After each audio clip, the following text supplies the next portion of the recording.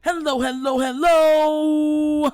You are tuning into another episode of The Wunderkind Show. Today's topic, expectation versus reality. And I'm going to go into what I mean when I say expectation versus reality, right? So, right now, as we speak, OBJ, which is Odell Beckham Jr., is in Arizona. That was reported by Justina Anderson. And he's at the Bitmore, and he's talking to the Baltimore Ravens.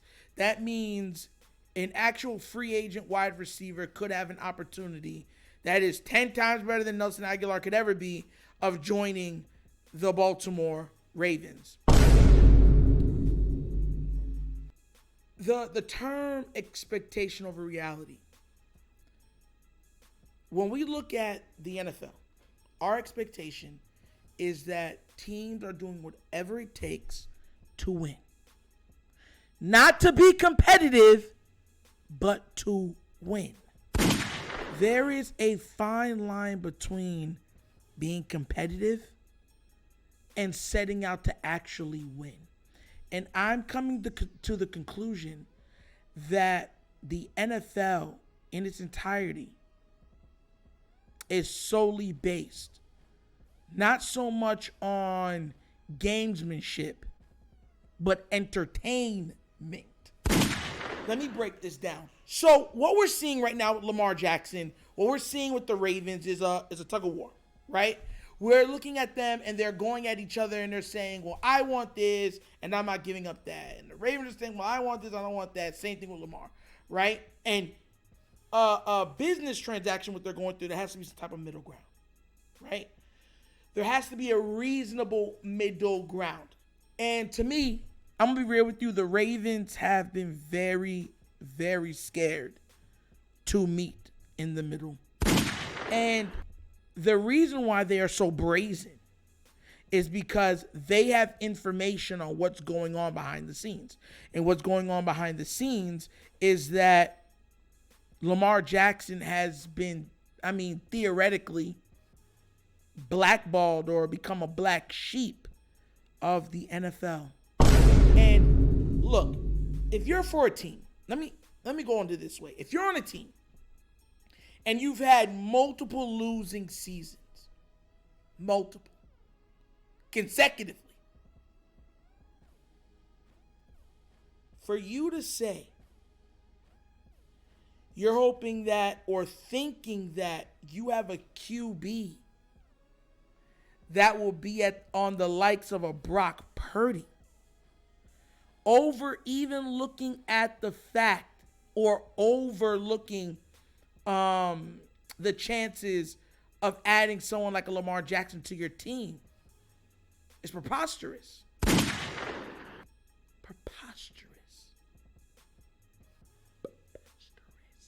You don't get where I'm coming from? I'm getting to a point now to where it's so blatant, it's so ridiculous that there's no way you can argue it. You understand where I'm coming from? There's no way. Warren Sharp had posted some stuff today, and I was laughing through my teeth about it. Look at this. The Commanders, Ron Rivera discussed the QB, says he believes Sam Howell has many of the same qualities of a Brock Purdy. As for adding high-money QB Lamar Jackson, he said he never looked into it. It was never for them. How does a player at the caliber of a Lamar not even get glanced at by not one team, not two teams, not three teams, not four? Now, mind you, the teams that I originally said are still in play. They're still in play. But these other teams, it doesn't seem suspicious to you guys. It doesn't even seem wrong to you guys. Fans should have a big problem with this.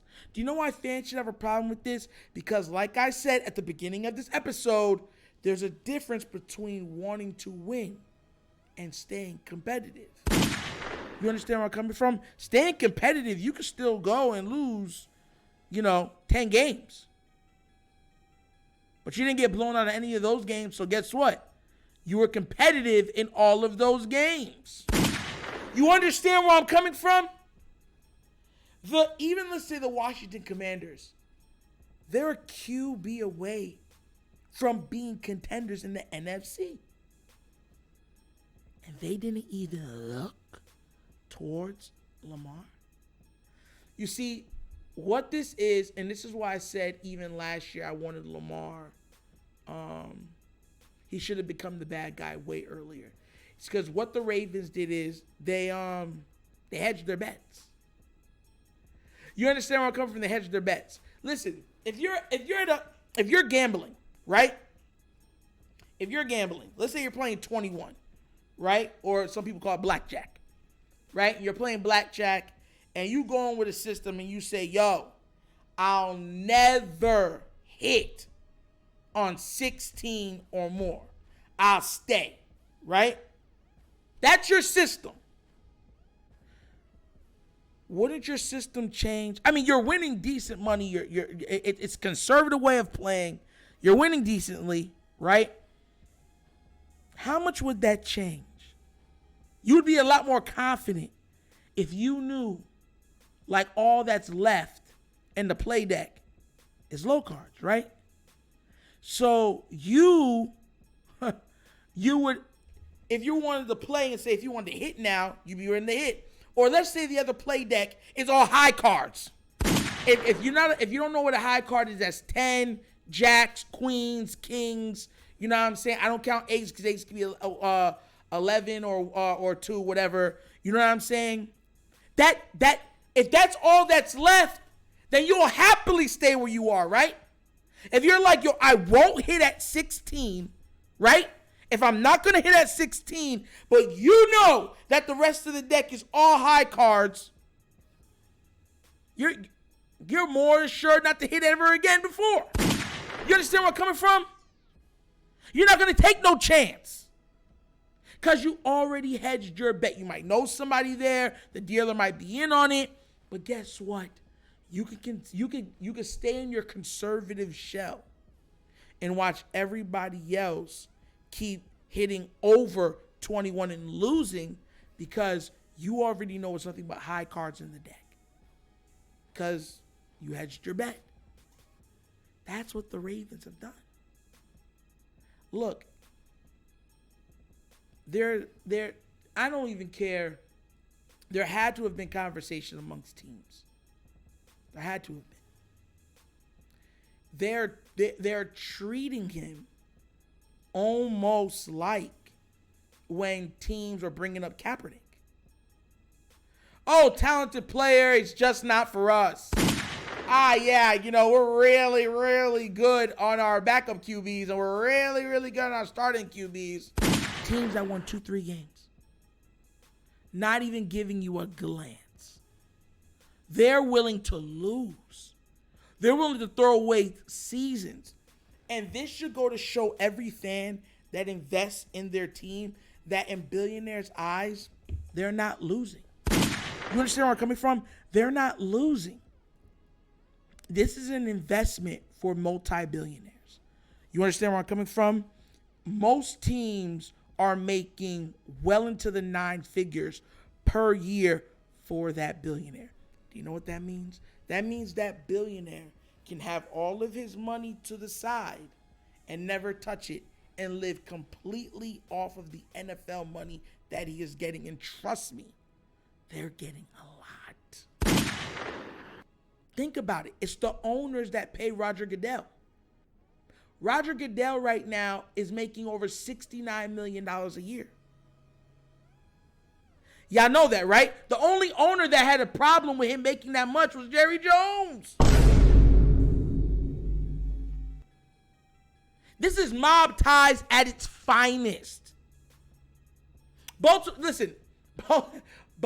I keep trying to tell y'all, man, these billionaires are cutthroat. It is a business for them. An investment. This is nothing but a notch in their portfolios. Do not get it twisted. This has nothing to do with winning. Nothing. If they could keep the fan base coming back, even though they don't have to spend extra to win, like how you've seen the Rams or somebody, they'll do it every year. They'll do it every year. They don't care.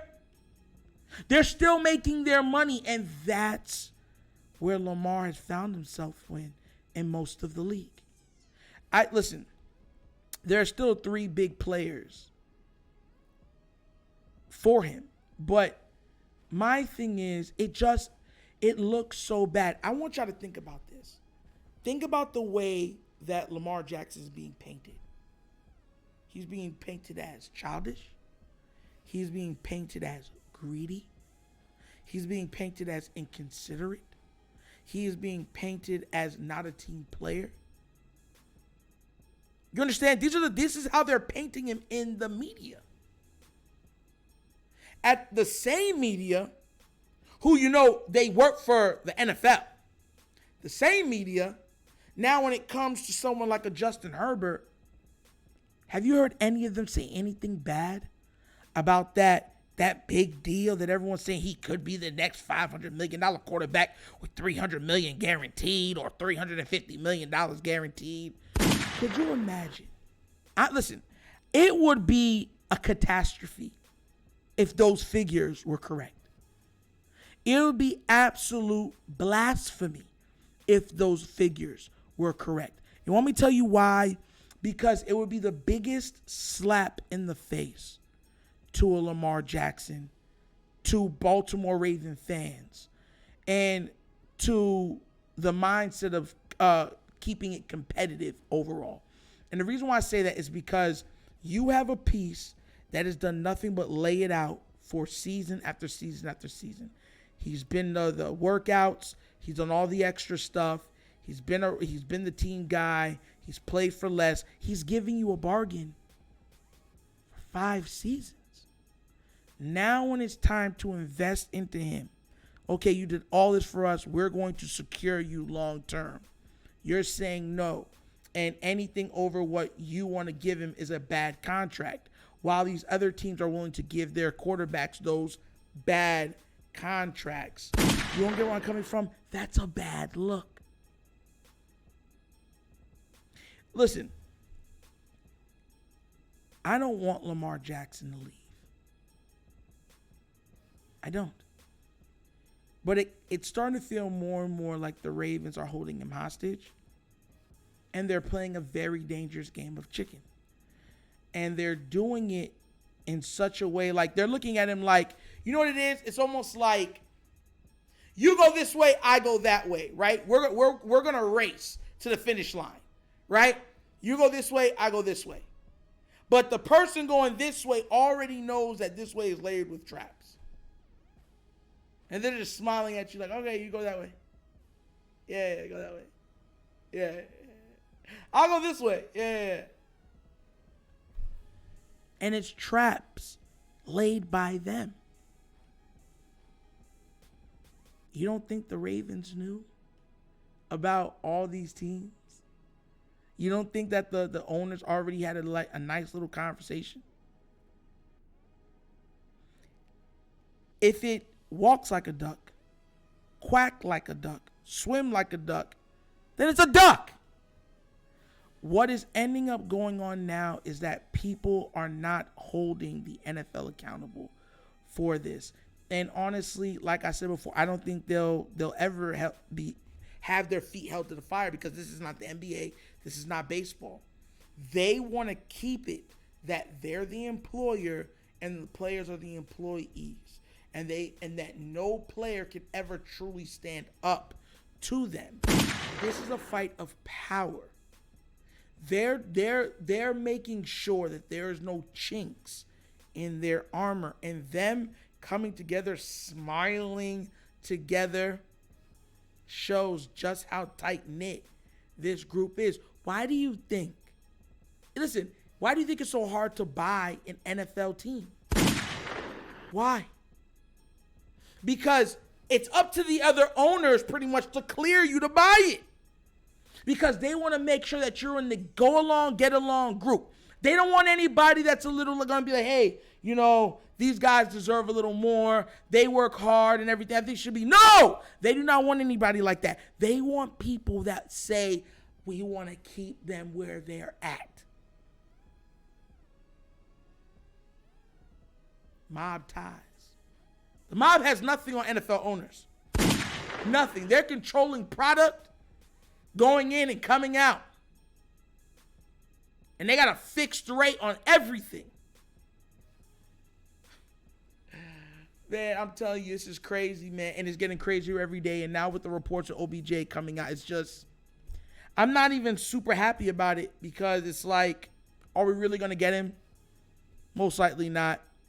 But hey, like McDonald's used to say, and it can happen. So let's see what happens. But this NFL has left such a bad taste in my mouth. Just because, not because I'm such a big fan of Lamar, just because they're so blatant with it. But the blatancy with this entire thing is sickening. Absolutely sickening. And that's another episode of The Wunderkind Show. Hey, look, man, you guys have been so amazing. Thank you guys for watching. You could be anywhere else in the world, but you're here with me, and you know I appreciate that. Please do remember, like, subscribe, hit that notification bell, and leave a comment. You know I respond to all the comments. Just be respectful, you know what I'm saying, with other people that you're conversating with down there, and we have no problems. I want to remind everybody that the Patreon for The Wunderkind Show is now up. You can go to the description and find it there. And you can sign up. There's one tier right now. There will be more tiers moving forward. But for right now, there's one tier. And it's a great tier. And you can look it up. And there's so many different stuff that it affords you. So, yeah, support. And if you would like to leave a donation, at the bottom of the screen is a QR code to a Cash App. Also, you can find a Cash App in the description. $, The Wunderkind Show. So once again, this is The Wunderkind Show. This is your host, Nitro, signing off. And as always, you guys knows my slogan. Peace. And I am out of here. Yeah.